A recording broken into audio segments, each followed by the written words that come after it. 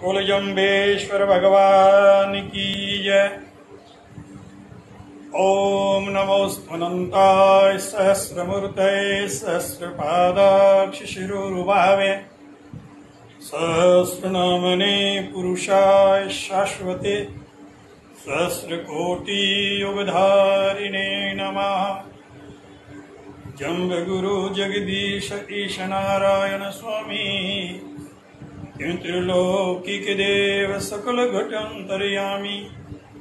पेट पीटनाय ताई सकल को सनमुख दर्शे तीन ताप मिट जाय जी के पद पंकज परशे। अलख अगोचर देव है सदचित आनंद वेव सुरजन दास इष्ट देव की प्रीति करो नित सेव।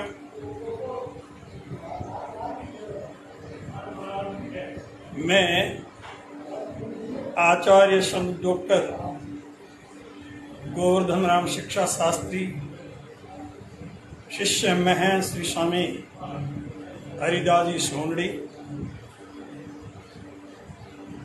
इस लाइव फेसबुक पेज पे जुड़ने वाले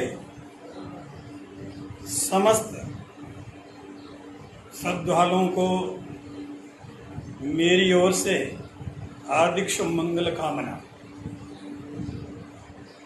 जैसा कि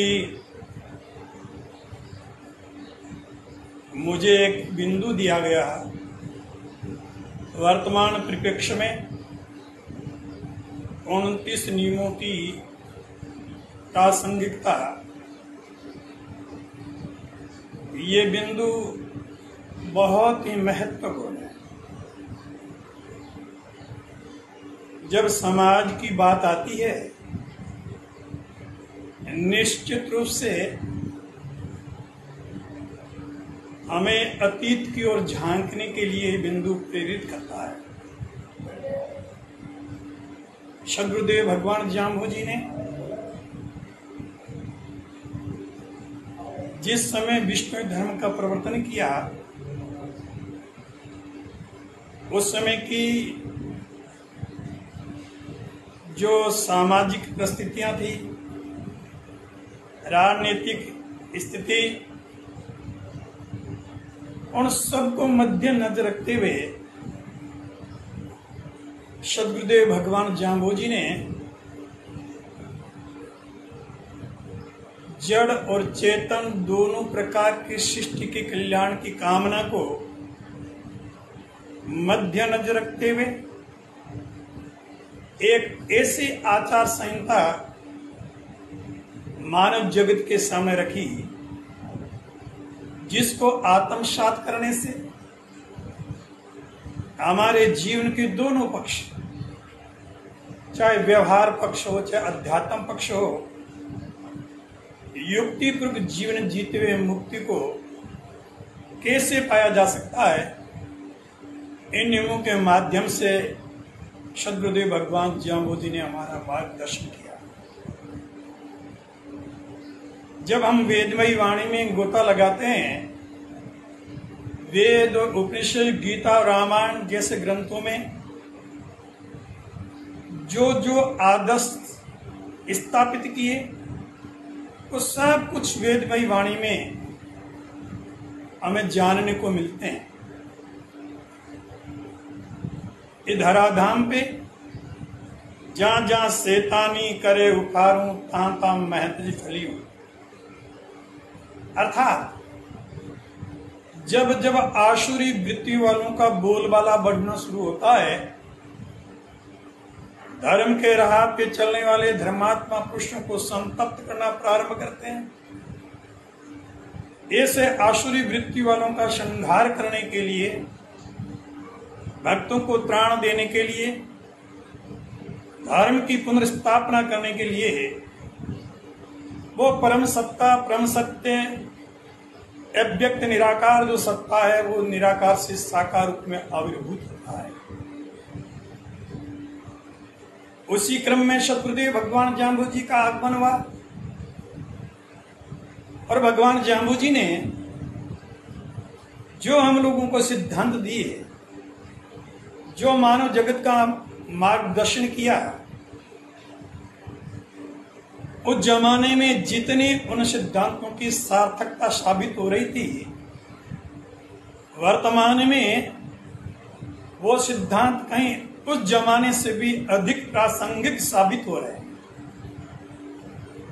आज पूरा विश्व कोरोना जैसी महामारी से त्रस्त है।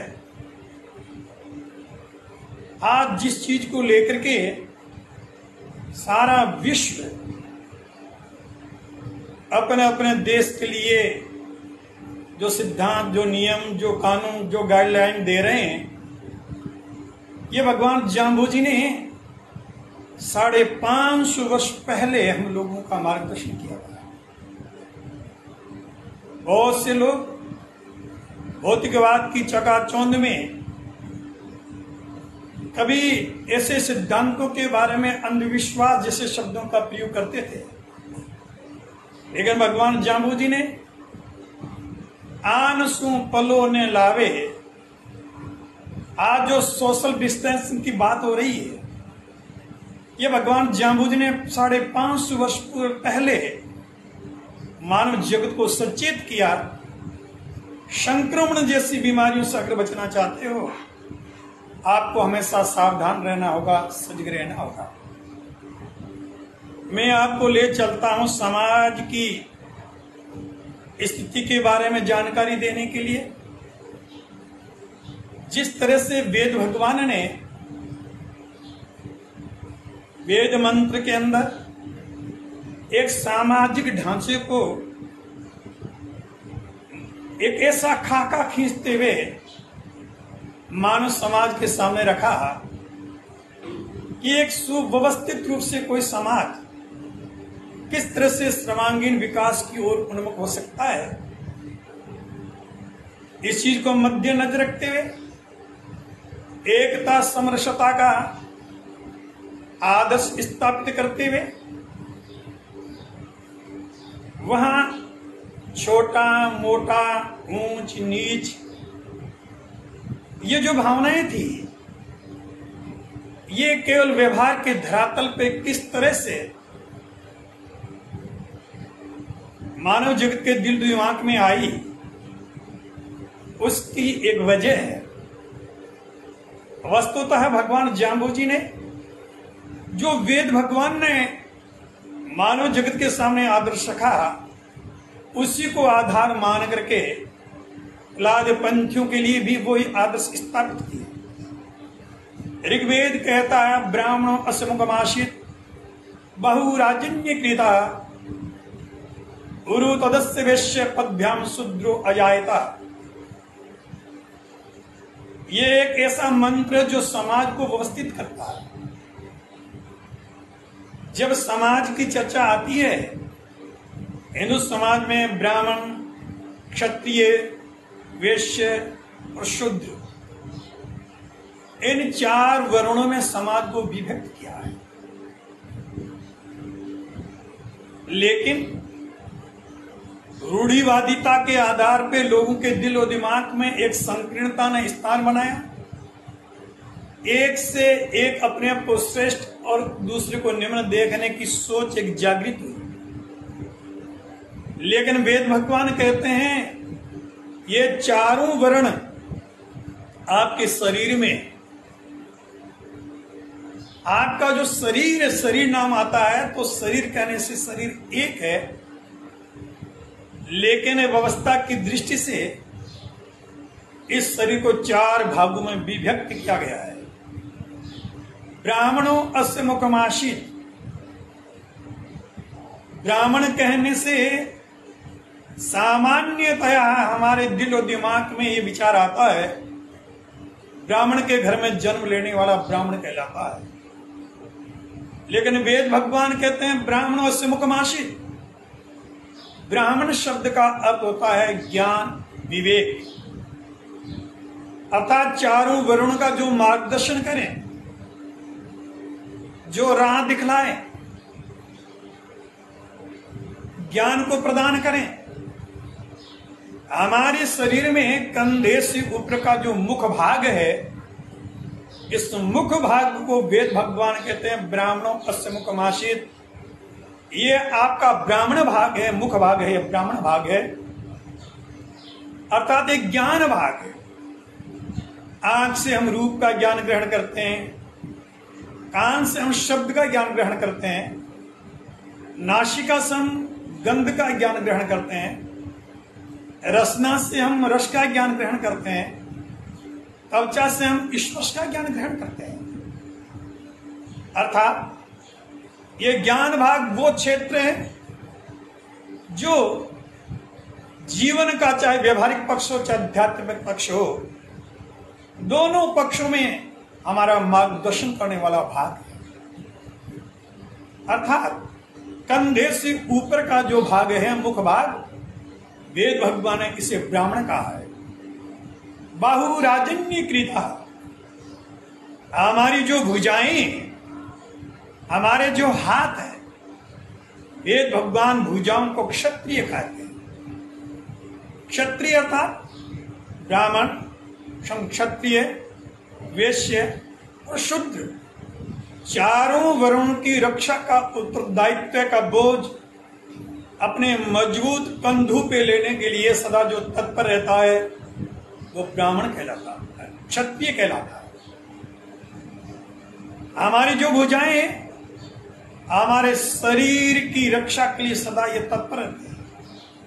उदाहरण के तौर पे अगर आपके मुख पे खुजली आए, पीठ पे खुजली आए या कोई प्रहार करे, तुरंत हमारे हाथ बचाव के लिए आगे बढ़ते हैं, खुजलाने के लिए आगे बढ़ते हैं।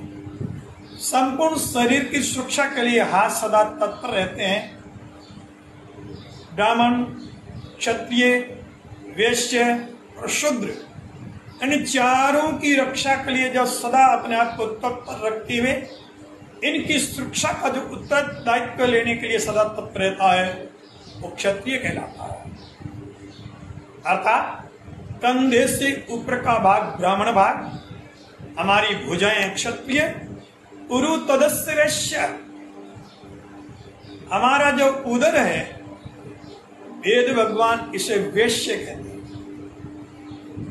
ब्राह्मण, क्षत्रिय, स्वयं वैश्य और शूद्र, चारों वर्णों की भरण पोषण की व्यवस्था का जो दायित्व स्वीकार करने वाला वर्ग है वह वैश्य। आहार के रूप में जो अन्न उदर में पहुंचता है, पाचन क्रिया के पश्चात सप्त धातु जो बन के तैयार होते हैं, रस, रक्त, मांस, मेद, अस्थि, त्वचा, रस, रक्त, मांस, मेद, मज्जा और शुक्र, इन सप्त धातुओं को समस्त अंग प्रत्यों को बराबर मात्रा में उदर है वो वितरित कर देता है। उदर कोई पक्षपात नहीं करता कि दाएं हाथ को रस अधिक दूंगा, बाएं को कम दूंगा। इसी तरह से चारों वर्णों को भरण पोषण की व्यवस्था के लिए अपने आप को जो तत्पर रखता है उसको कहते हैं वैश्य। तो हमारे शरीर में जो उदर भाग है वेद भगवान इसे वैश्य कहते हैं। पदभ्याम शूद्रो अजायता, हमारे जो पैर हैं इन पैरों को वेद भगवान ने शूद्र कहा है। शूद्र अर्थात ब्राह्मण, क्षत्रिय, वैश्य के सही स्वयं इनकी स्वयं में निष्काम भाव से सदा अपने आप को जो समर्पित रखता है उसे शुद्ध कहा है। हमारे पेट कभी भी ये मैं एहसास नहीं करवाते मैं सिर का बोझ क्यों उठाऊं, मैं कंधों का बोझ क्यों उठाऊं, मैं उदर का बोझ क्यों उठाऊं। इसी तरह से निष्काम भाव से चारों वर्णों की सेवा में जो अपने आप को समर्पित रखने वाला है वेद भगवान ने उसे शूद्र कहा। शरीर कहने से शरीर एक है, व्यवस्था की दृष्टि से शरीर को चार भागों में विभक्त किया गया।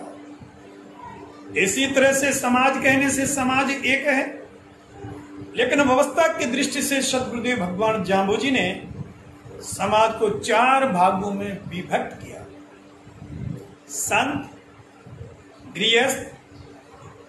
गृहस्थ में जो आचार विचार नेम धर्म कांड और क्रिया में जो पारंगत थे, ऐसे विष्णुई बंधुओं को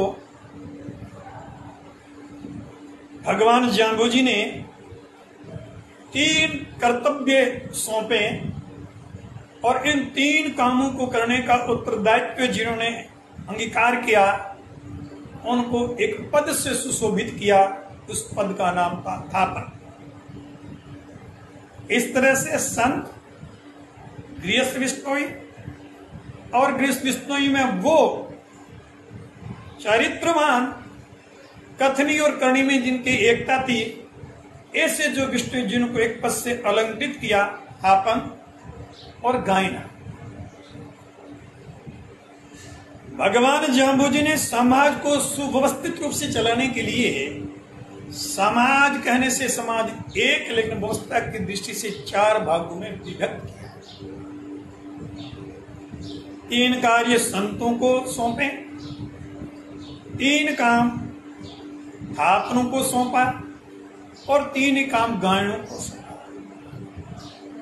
अगर समाज में कहीं अव्यवस्था नजर आए, मर्यादा टूटती हुई नजर आए, संत का दायित्व बनता है हर एक संस्कार का ठीक से निर्वहन करें, मार्गदर्शन करें, संपादित करें। भगवान जाम्बोजी ने जो जीवन जीने की जो हमें आचार संहिता दी, उस आचार संहिता को अगर हम विभक्त करना चाहें, उस आचार संहिता में 3 प्रकार की बातें देखने को मिलती है। नित्य कर्म के रूप में, नैमित्तिक कर्म के रूप में और निषेधात्मक कर्म के रूप में।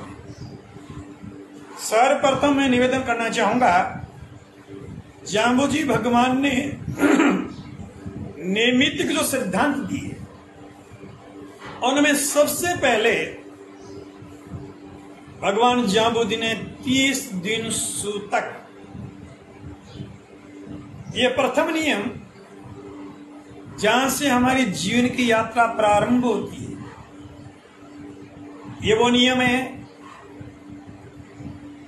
जो हमारे जीवन का मूलाधार है। ये नियम हमारे जीवन को हम किस तरह से संवार सकते हैं, किस तरह से हमारे जीवन के दोनों पक्षों को हम साध सकते हैं, किस तरह से एक सद्गृहस्थ आदर्श संतति को तैयार कर सकता है जो मानव जगत के लिए आदर्श बन सके, क्योंकि यह संस्कारों से संबंधित नियम है।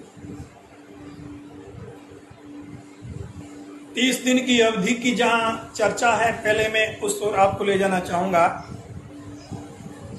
एक वो जमाना था जब हिंदू समाज संयुक्त परिवार के रूप में जीवन यापित करता था। संयुक्त परिवार के अंदर सदस्यों की संख्या इतनी अधिक होती थी, जहां पारिवारिक जीवन में महिलाएं हर एक की इच्छा पूर्ण करने के लिए सेवा में सदा तत्पर रहती थी। इस चीज को मद्देनजर रखते हुए हमारे ऋषि और महर्षियों ने, मनुष्यों ने, सद्गुरुदेव भगवान जाम्बोजी ने अबला के जीवन के विषय में बहुत गहराई से चिंतन किया। एक महिला होने के नाते संयुक्त परिवारों में किस तरह से कठिनाई के साथ जीवन यापित करती रही होगी, ये शायद वर्तमान का इंसान विचार ही नहीं कर पाता, क्योंकि वर्तमान में संयुक्त परिवार बहुत कम, अपवाद स्वरूप भी देखने को नहीं मिल रहे हैं। इस भौतिकवाद की चकाचौंध में खोता हुआ इंसान,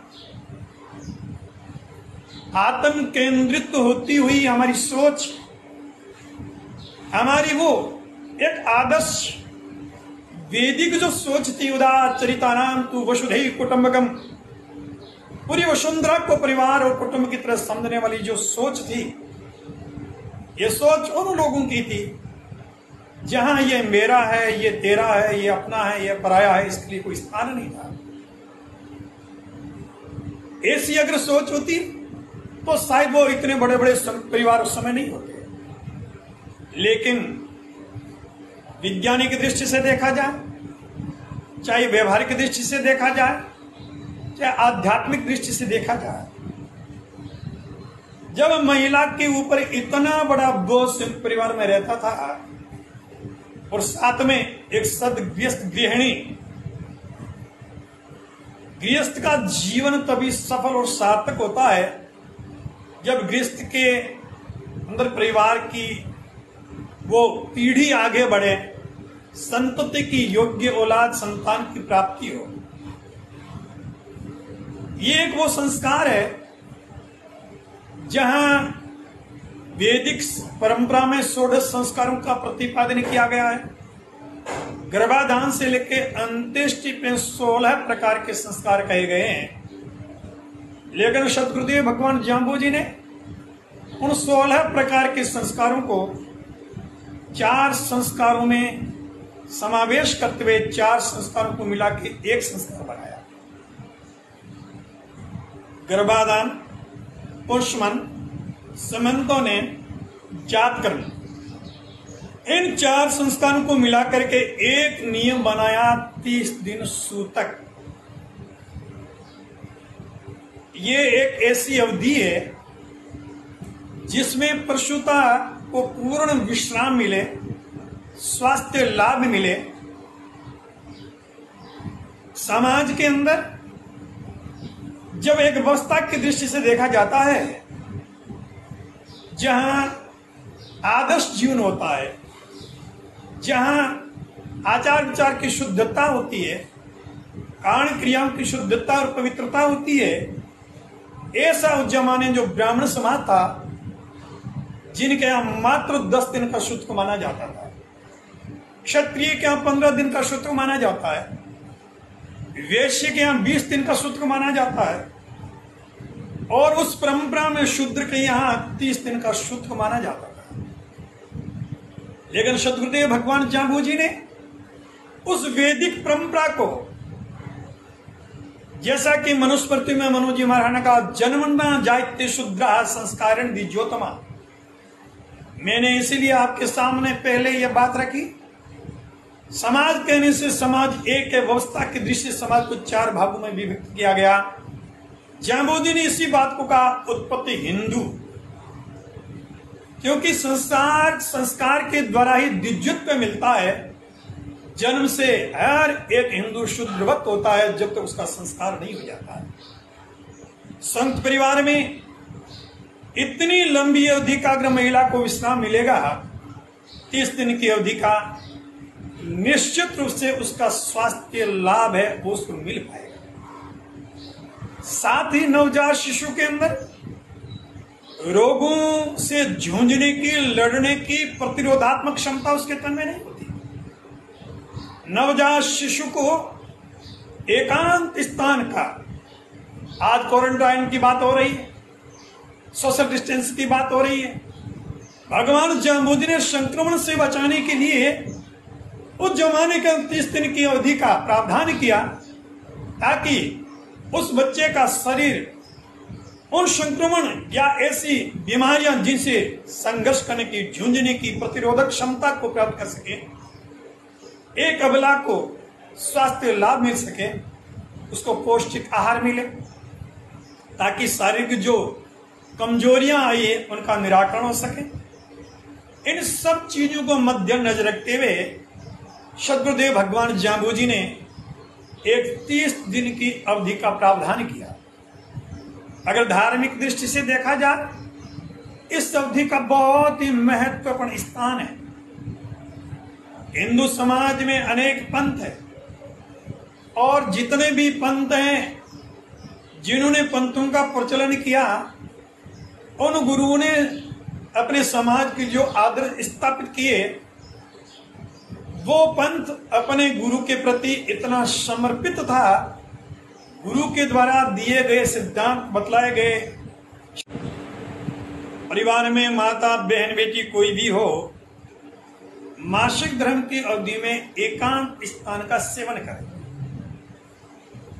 वर्तमान में भौतिकवाद का प्रभाव मानव दिल दिमाग में इतना छा गया है, इस नियम की जब चर्चा होती है, बहुत से लोग ऐसा कहते हैं महिलाओं से भेदभाव किया जाता है।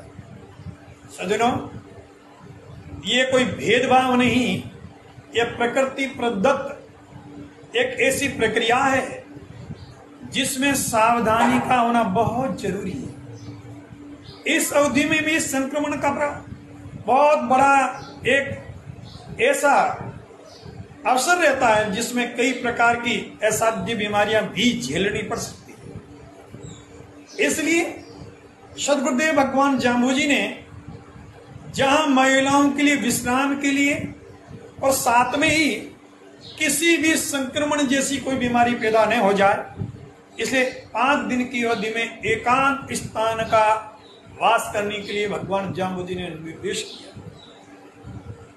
सज्जनों, आज चाहे विज्ञान की दृष्टि से देखा जाए, धर्म की दृष्टि से देखा जाए, ये दोनों सिद्धांत आज से 550 वर्ष पूर्व जितने सफल और सार्थक साबित हो रहे थे, वर्तमान में कहीं उससे भी अधिक सार्थक साबित हो रहे हैं। सद्गुरुदेव भगवान जाम्बू जी ने तीसरा नियम दिया, सेरा करो स्नान। स्नान सभी लोग करते हैं, हर वर्ग में, हर समाज में किया जाता है, लेकिन उस सबसे हटकर के भगवान जाम्बू जी ने नियम दिया सेरा, क्योंकि स्नान का एक विशिष्ट महत्व है। चाहे धर्म चाहे विज्ञान किसी भी दृष्टि से देखा जाए, इस चीज का क्या प्रभाव हमारे दिल और दिमाग पे पड़ता है, मन और मस्तिष्क पे पड़ता है। सेरा शब्द का अर्थ होता है ब्राह्म मुहूर्त। ब्राह्म मुहूर्त अर्थात सूर्य उदय से पूर्व जो संध्या की वेला होती है, संध्या वेला से कम 2.5 घड़ी पहले का जो समय है, शास्त्रों ने उसको ब्राह्म मुहूर्त कहा है। यह एक ऐसी वेला है, अगर विज्ञान की दृष्टि से विचार किया जाए, चिंतन किया जाए, इस समय पूरा वायुमंडल, पूरा वातावरण शांत होता है। जहां ऑक्सीजन की मात्रा, प्राणवायु विपुल मात्रा में होती है और शांत नीरव वातावरण। अगर ऐसे वातावरण में आप रात्रि विश्राम से उठते हैं, निश्चित रूप से आपका मन और मस्तिष्क शांत रहेगा, शांत रहता है। और थोड़ा बहुत अगर उठने में प्रमाद हो भी जाए, सोच आदि क्रियाओं से निवृत्त होकर के आप जब स्नान करेंगे तो सबसे पहले आपका शरीर तरोताजा होगा, शरीर की तन की शुद्धि होगी। अभिर्गात्रा ने शुद्धंति विद्या तपोभ्याम भूतात्मा मन सत्येन शुद्ध्यति।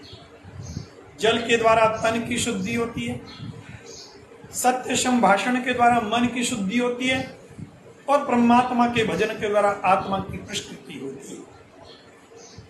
सद्गुरुदेव भगवान जाम्बू जी ने ब्रह्म मुहूर्त में नहा धोकर के एकांत स्थान का सेवन करते हुए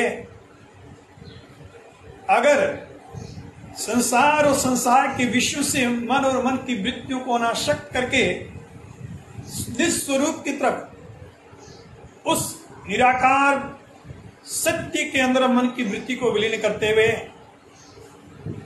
अगर आप अपने मन और मस्तिष्क को, चित्त को तल्लीन करते हैं, उस परमात्मा के दिव्य नाम का स्मरण अगर करते हैं, निश्चित रूप से उस समय आपको एक विशेष लाभ मिलेगा, एक ऐसी ऊर्जा मिलेगी जहां आपका अध्यात्म पक्ष सधेगा, आपका तन, आपका मन हर्षित होगा, पुलकित होगा, क्योंकि इस समय हर एक इंसान की जीवन में सत्व गुण की प्रधानता देखने को मिलती है। इस तरह से आप जग से अनासक्त होकर जगदीश्वर जब मन की वृत्ति को सुरति को जोड़ते हैं तो सज्जनों, वो तो भजनानंदी पुरुष ही अनुभव कर सकता है इस अवधि का विशेष लाभ किस तरह से हम अर्जित कर सकते हैं। और इस तरह से भजन करते करते संध्या का समय, रात्रि का जाना और सूर्य नारायण का आना, अर्थात वो संधि की वेला, अहोरात्र से यह संधि सूर्य नक्षत्र विवृजिता सा संध्या समाख्याता मुनिभिस्तत्वदर्शी भी। ऋषियों और महर्षियों ने, ऋषियों और मुनियों ने, तत्वदर्शियों ने उस वेला को संध्या वेला कहा है। दिन और रात्रि का ऐसा मिलन जो सूर्य नक्षत्र विरजिता रात्रि जाने की तैयारी कर रही है, भगवान सूर्य नारायण आने की तैयारी कर रहे हैं, लेकिन सूर्य नारायण का दर्शन नहीं हो रहा है। ऐसी जो वेला है उस वेला का नाम है संध्या वेला। बहुत से समाजों में त्रिकाल संध्या की जाती है। जामानी परंपरा में विशेषतया कृष्ण वृक्ष से संबंधित होने के नाते इस व्यवहारिक पक्ष में व्यस्तता रहने के नाते सद्गुरुदेव भगवान जाम्बूजी ने द्विकाल संध्या करो। संध्या का मतलब होता है एक तरह से हृदय रूपी मंदिर के अंदर झाड़ू लगाना।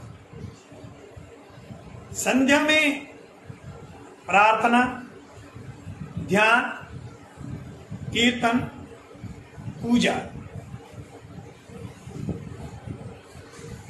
वैदिज्ञ लोग परमात्मा से इस संधि वेला में प्रार्थना करते हैं, ज्ञानी लोग ध्यान करते हैं, भक्त लोग भगवान की भक्ति करते हैं, और पौराणिक लोग जो हैं वो परमात्मा की पूजा अर्चना करते हैं। संध्या में प्रार्थना का एक अपना विशेष महत्व है, विशेष स्थान है। प्रार्थना का मतलब कीर्तन नहीं, भजन नहीं, ये एक ऐसी आराधना जहां सामूहिक प्रार्थना की जाती है। सामूहिक प्रार्थना का तत्काल प्रभाव देखने को मिलता है। और जब ज्ञानी लोग ध्यान में बैठते हैं, बहुत से लोग ध्यान को कहते हैं एकाग्रता। एक ध्यान का मतलब एकाग्रता नहीं, एकाग्रता मतलब जैसे एक टॉर्च की लाइट होती है, एकाग्र होती है, लेकिन ध्यान का मतलब लाइट की तरह एकाग्रता नहीं।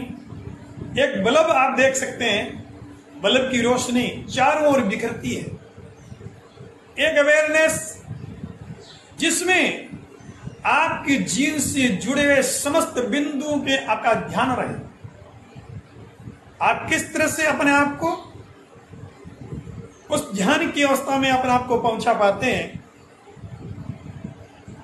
और भक्त लोग जब कीर्तन करते हैं, भजन करते हैं, आजकल लोग फिल्मी तर्जों पे भजन गाते हैं, कीर्तन करते हैं, इसे कीर्तन कहते हैं। वस्तुतः यह कीर्तन नहीं, यह भजन नहीं है। भजन का मतलब वह शास्त्रीय पद्धति से सुरों के साथ में, जैसा कि सामवेद में शास्त्रीय संगीत के विषय में, उस कीर्तन के विषय में जानकारी दी है। अगर हम वो कीर्तन करते हैं तो समझना चाहिए हमने कीर्तन किया है, हमने भजन किया है। प्रतिमा के सामने या छायाचित्र के सामने बैठ करके आप धूप बत्ती आदि करते हैं, पूजन करते हैं।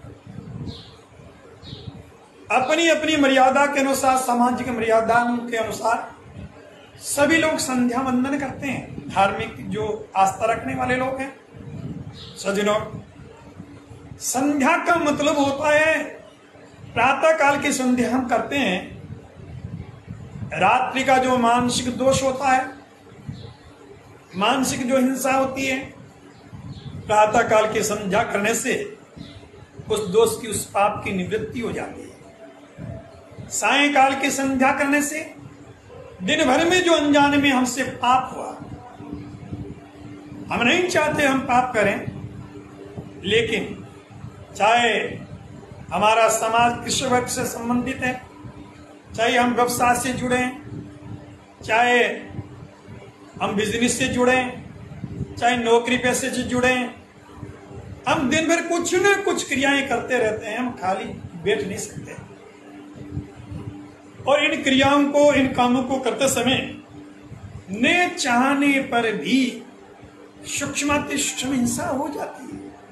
हिंसा कोई करना नहीं चाहता, क्योंकि हमारे यहाँ तो अहिंसा प्रमो धर्मा, सदगुरुदेव भगवान जामू ने जीव दया पालनी ये हमें नियम दे दिया।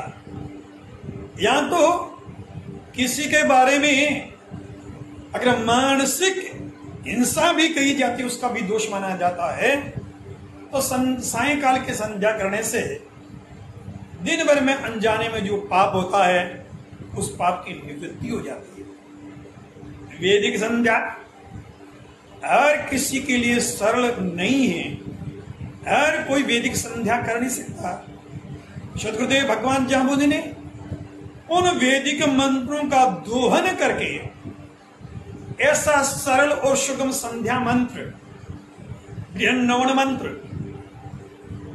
प्रहलादपंथियों के लिए दिया, जो प्रातः और सायंकाल दोनों समय संध्या वेला में संध्या वंदन करके इस लाभ से हम लाभान्वित हो सकते हैं, हमारा परिवार लाभान्वित हो सकता है, हमारा समाज लाभान्वित हो सकता है। हमारा समाज कहने से मेरा तात्पर्य मानव समाज लाभान्वित हो सकता है, क्योंकि जो इस सत्कर्म को करेगा उस रूप से उसका लाभ मिलेगा। सदगुरुदेव भगवान जाम्बू जी ने जहां हमारा व्यवहार पक्ष सधे है, उसके साथ में हमारा अध्यात्म पक्ष, क्योंकि मानव जीवन का उद्देश्य पुरुषार्थ चतुष्ट की सिद्धि कहा गया है। धर्म, अर्थ, काम और मोक्ष। हमारी जीवन की यात्रा धर्म से प्रारंभ होती है और परिणति है वो मोक्ष पे होती है। धर्म शब्द जो हमारे दिलो दिमाग में आता है, तो निश्चित रूप से ये विचार भी आता है कि धर्म कहते किसे हैं। कणाद ऋषि ने धर्म की बहुत सुंदर परिभाषा देते हुए कहा, यतो अभ्युदय निश्रेय सिद्धि स धर्मा। धर्म अर्थात वो सिद्धांत, वो नियम, जिन नियमों की पालना करने से इस लोक और परलोक दोनों में जीवन का अभ्युदय हो, जीवन की उन्नति हो, ऐसे सिद्धांतों की पालना, ऐसे सिद्धांत की जीवन में क्रियान्वित करने का नाम है धर्म की पालना। अगर मनुस्मृति की दृष्टि से देखा जाए तो मनु जी महाराज ने धर्म के 10 लक्षण कहे हैं।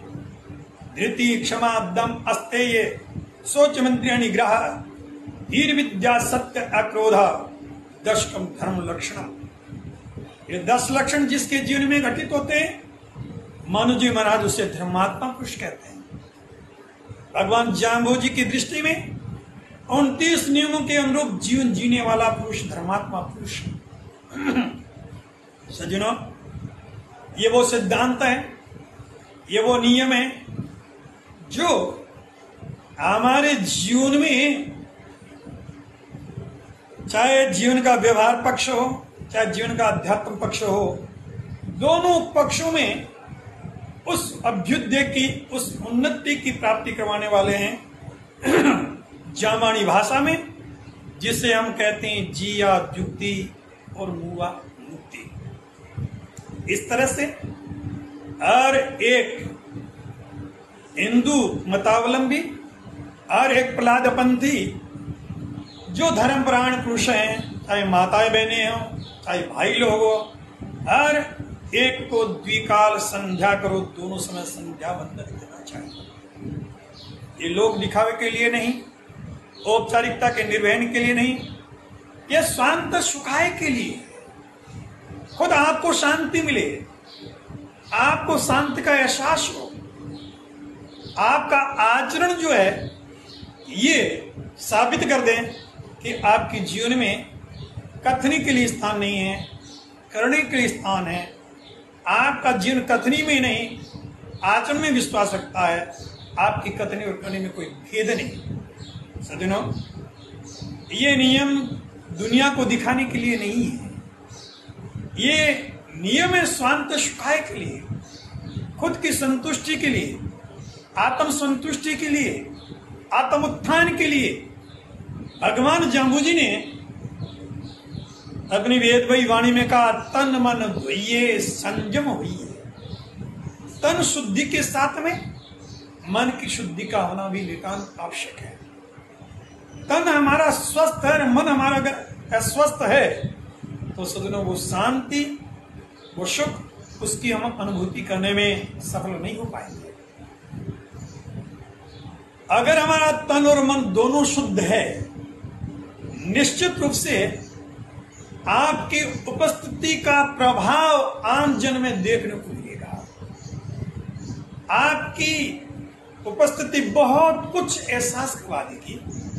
सज्जनों, मन के विषय में जब चिंतन करते हैं तो भगवान जाम्बूजी ने मन पे जो संकेत दिया है, क्योंकि मन एक ऐसी इंद्रिय है, हमारा जो शरीर जिसमें एकादश इंद्रिय 11 इंद्रियां हैं, 5 ज्ञानेंद्रिय, 5 कर्मेंद्रिय और 11वां है मन। इन 11 इंद्रियों में सबसे प्रबल और ताकतवर जो इंद्रिय है वो है मन। मन इस जीव के लिए बंधन और मुक्ति दोनों का कारण है। मन हमें जीव के जीवन में आई जन्म और मृत्यु पे असाध्य व्याधि से निवृत्ति दिला करके परमानंद की प्राप्ति में बहुत कुछ हमारी सहायता कर सकता है। यह मन 84 के चक्र में धकेल सकता है। ऐसी परिस्थिति में हमारे दिल और दिमाग में विचार आता है, वो कौन सी ऐसी विशेषता है, क्या वजह है। यह मन हमारा मित्र बन सकता है, यह हमारा मन शत्रु बन सकता है।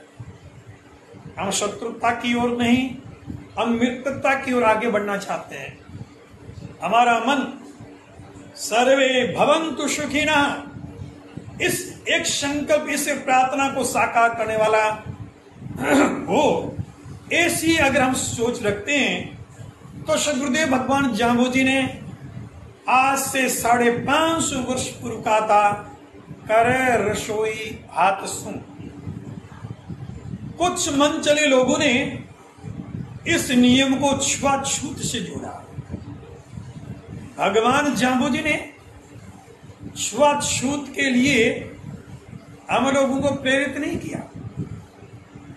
अगर ऐसी भावना, ऐसी सोच हमारे दिल और दिमाग में आती है, मैं मेरा अनुभव यही कह सकता हूं, उन लोगों की सोच अधूरी है। उन लोगों ने गुरु महाराज की वेदमयी वाणी को ठीक से पढ़ा नहीं। उन लोगों ने गुरु महाराज के सिद्धांत को समझने की चेष्टा नहीं की। सज्जनों, मैं एक छोटा सा उदाहरण, व्यक्तिगत जीवन, हर एक के जीवन में ये घटना देखने को मिलती है।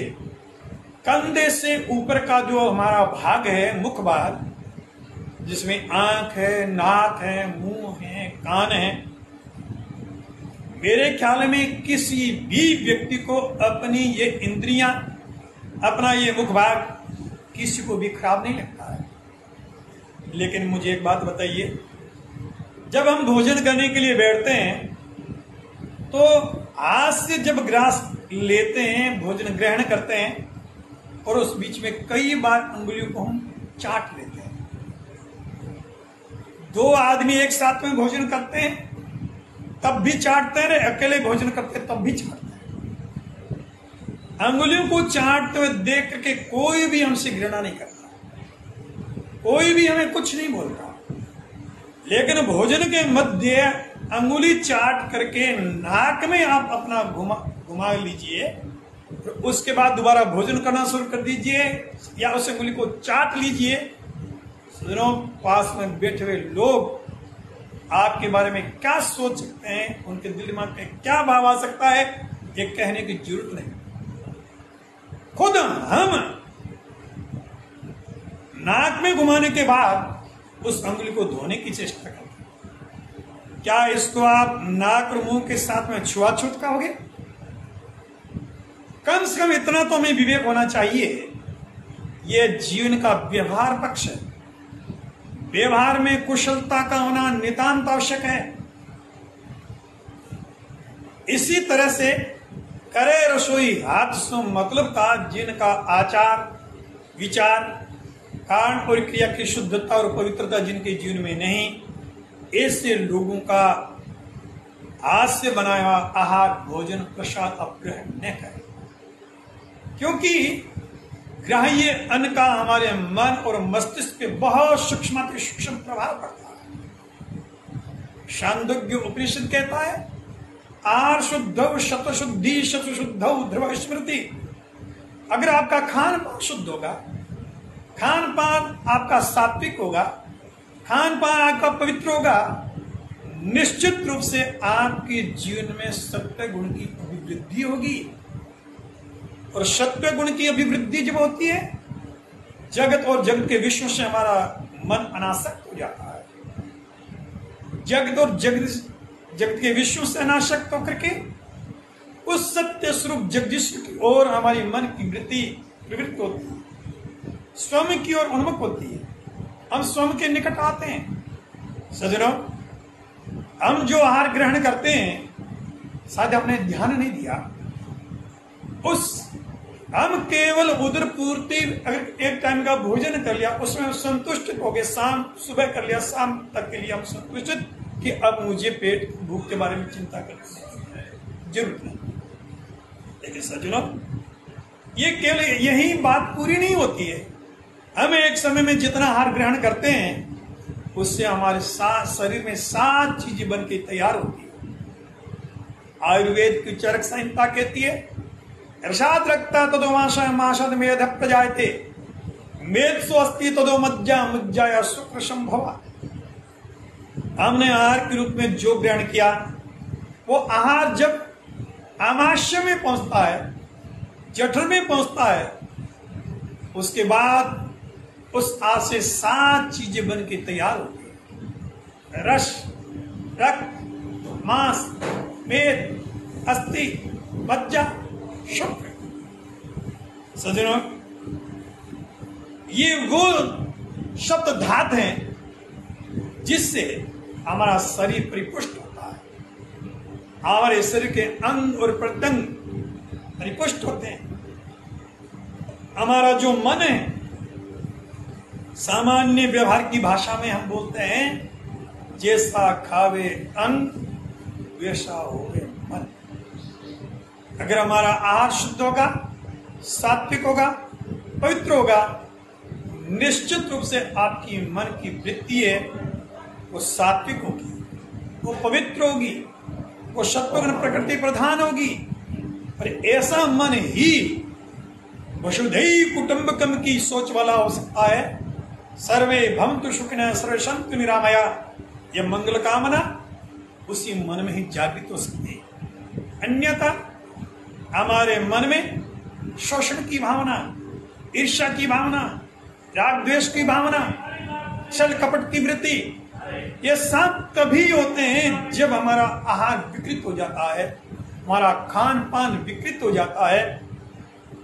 इसलिए सद्गुरुदेव भगवान जाम्बू ने तन शुद्धि के साथ मन की शुद्धि पे विशेष बल देते हुए कहा, अगर जीवन के दोनों पक्षों को साधना चाहते हो, पूरे समाज के अंदर, मानव जगत के अंदर शांति और सौम्यता का, समरसता का भाव देखना चाहते हो, तो सज्जनों, सद्गुरुदेव भगवान जाम्बू जी द्वारा प्रदत्त उस नियम को अक्षरशः जीवन में क्रियान्वित करना होगा।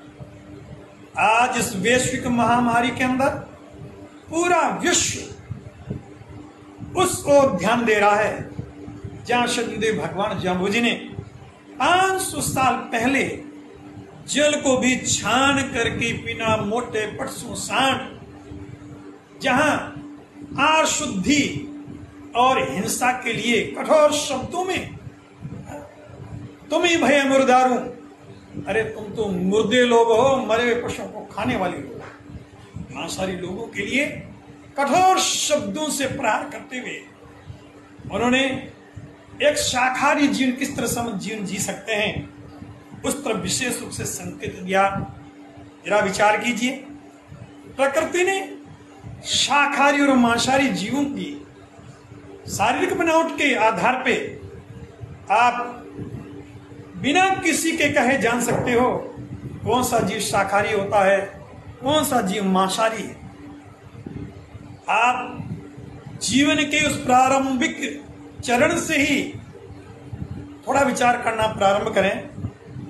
आपने ध्यान दिया हो, इस जगती तले जितने भी मांसाहारी प्राणी आपको देखने को मिलेंगे, जन्म से उनकी आंखें बंद होती है।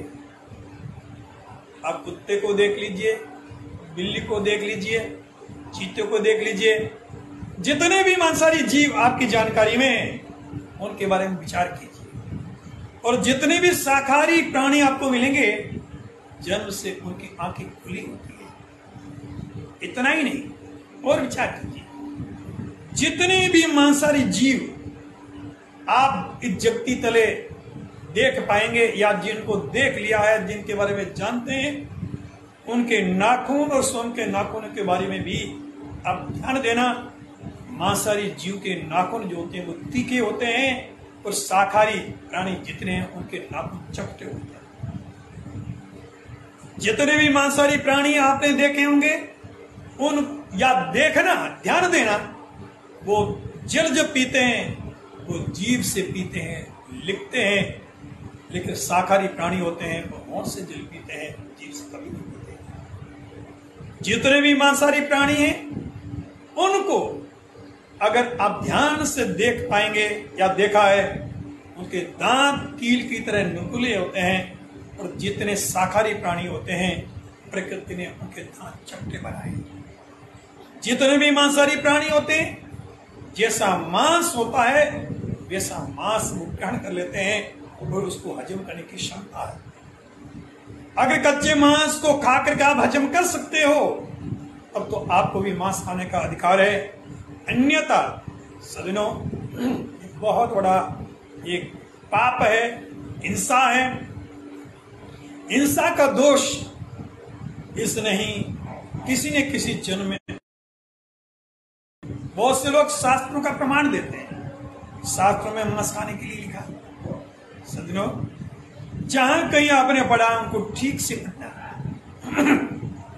हाँ, शास्त्रों में लिखा मांस खा सकते हो, लेकिन आगे पढ़िए, वहां लिखा है मांस कब खा सकते हो, वहां परिस्थिति बतलाई है, उस परिस्थिति में खा सकते हो। उस परिस्थिति में भी किसका मांस खा सकते हो, वहां लिखा इस जीव का मांस खा सकते हो। उसके बाद लिखा है इन प्राणियों का मांस खाओगे, उसका परिणाम क्या होगा? उसका परिणाम होगा उस नरक की प्राप्ति, और उस नरक में तब तक आपको रहना पड़ेगा जिसका मांस आपने खाया है। वो आपका मांस खा नहीं लेता, तब तक आपको नरक गामी बनना पड़ेगा, उस पाप का परिणाम भुगतना पड़ेगा। ऐसे ये वेदना को झेलना पड़ेगा। सज्जनों, भगवान जाम्बू जी ने इसलिए एक ऐसी आदर्श आचार संहिता मानव जगत के सामने रखी। इस वैश्विक महामारी में आज वो मांसाहारी लोग, हर जीव को खाने वाले लोग, आज वो भी मांसाहार का परित्याग करने के लिए मजबूर हुए हैं, और शाकाहारी जीवन जीने के लिए वो आज लालायित है। किस तरह से हम शाकाहारी जीवन जी सकते हैं? सज्जनों, इंसान जब लोक मर्यादा और धार्मिक मर्यादा से अनुशासित नहीं होता है, उस परिस्थिति में प्रकृति अपने तरीके से अनुशासित करती है। आज अगर इंसान अपनी ही मर्यादा से अनुशासित होता तो शायद ऐसी विषम और दुखद और वैश्विक महामारी से उसको जूझना नहीं पड़ता। मैं समस्त बंधुओं से अनुरोध करना चाहता हूं, समस्त भाइयों से अनुरोध करना चाहता हूं, मैं केवल विष्णु ही नहीं मानव मात्र से निवेदन करना चाहता हूं, सदगुरुदेव भगवान जाम्बोजी के जो सिद्धांत है, जो आचार संहिता है, उसको आप जानें, उसको समझें, जीवन में आचरण में उतारने की चेष्टा करें। एक एक सिद्धांत आपके जीवन में चार चांद लगा सकते हैं। सत्यवादी हरिश्चंद्र ने एक नियम के पालन करके 5-7 करोड़ जीव का उद्धार किया। एक नियम का पालन कर युधिष्ठिर 9 कोटि जीव का उद्धार किया। एक नियम का पालन करके परम प्रहलाद ने 33 कोटि जीव का उद्धार किया। सज्जनों, हम व्यक्तिगत जीवन को किस तरह से संभाल सकते हैं, परमपिता परमात्मा से आप सबके लिए मंगल कामना करते हुए वाणी को विराम देना चाहूंगा, क्योंकि परमपिता परमात्मा की सृष्टि में ऐसे संयोग उसी परमात्मा की कृपा से ही प्राप्त होते हैं। जिन जिन भाइयों ने इस फेसबुक पेज पे लाइव के अंदर जुड़ करके मेरा हौसला बढ़ाया है या जिन्होंने देखा है, उन सब के लिए मंगल कामना, परमपिता परमात्मा से सबके लिए मंगल कामना। ओम सर्वे भवन्तु सुखिना, सर्वे सन्तु निरामया, सर्वे भद्राणि पश्यन्तु, मा कश्चित् दुःखभाग् भवेत्। ओम शांति शांति शांति। सुखी रहे, आबाद रहे, फले फूले। ओम।